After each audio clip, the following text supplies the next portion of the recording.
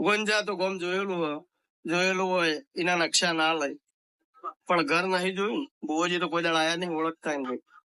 પણ આ શૈલેષભાઈ પટેલ ની જાતર જેવું કાળકા કહેતી હોય, આ બેઠેલા ભુવાની પુનઈ કહેતી હોય, એમના દીવાના રોમ ખમા કહેતા હોય, નાણ મેહર ની માતા ખમા કહેતી હોય, તો હું બોલું એવું હોવું જોવો ભાઈ.